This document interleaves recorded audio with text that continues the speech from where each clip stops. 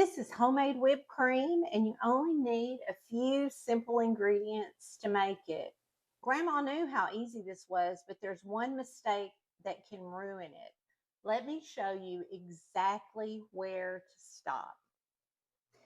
I'm starting with cold whipping cream, a cold bowl that's been in my refrigerator, and a cold beater that's been in my refrigerator. And I'm going to start whipping it.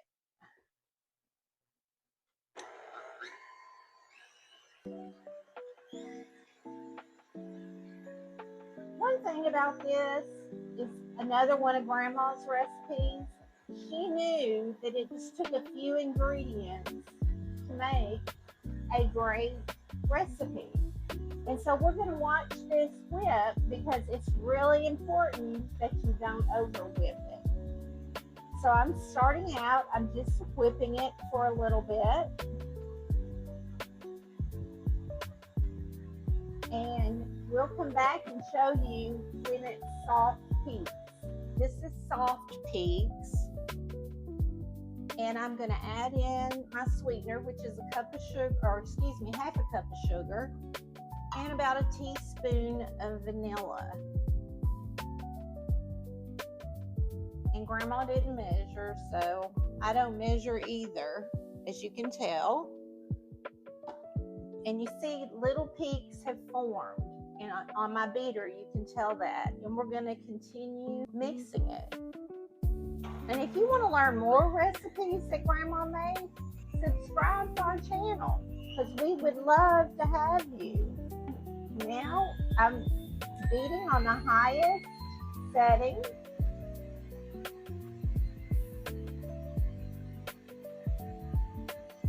I'm going to stop the mixer.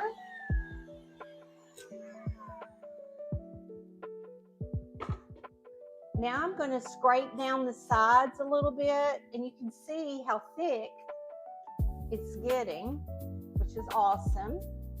But I always scrape down my sides, and I'm going to show you to the point where you want to stop. It's very close. Okay, I'm going to stop right here, and you can see how thick this is. That's the consistency you want it to be.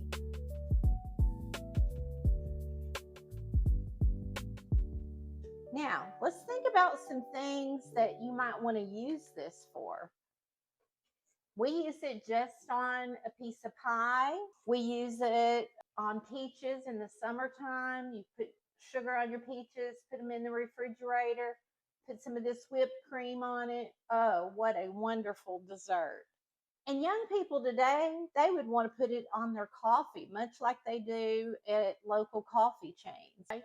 One of our favorite uses of homemade whipping cream is our strawberry trifle, which we already have a video on our channel for that. We'll link it in the description, so go watch that if you want a new dessert recipe as well.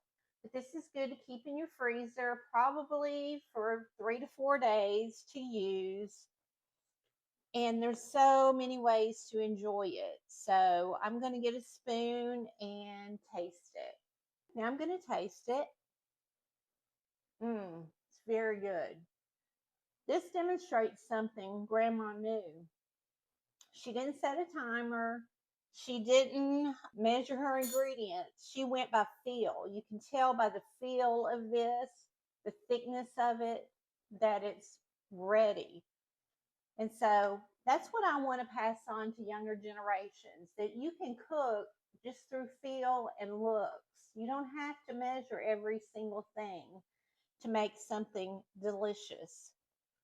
And so I hope you will continue to join us on this journey because we want to pass those recipes on to young generations. We do not want them to be lost. So please continue to follow us.